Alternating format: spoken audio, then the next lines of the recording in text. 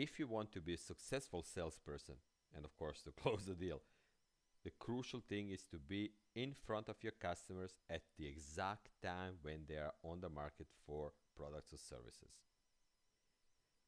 I would say this is a holy grail of every sales process. There are three parts. So without research, you don't know anything about the customer. Without that, you cannot set up the sales meeting and your presentation. And without knowing their needs and timing, you cannot really bring the value and ask them to sign on the dotted line.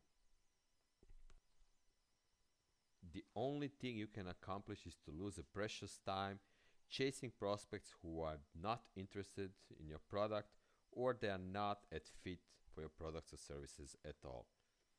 And I witnessed many unsuccessful salespeople who spend their time with clients who are not even close to buy.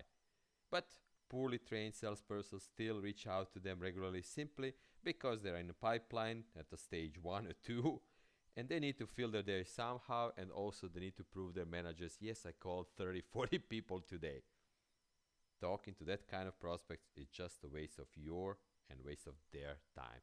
And these are not your prospects, these are your suspects who will waste your time and you don't have anything to push them to make a final decision to purchase from you.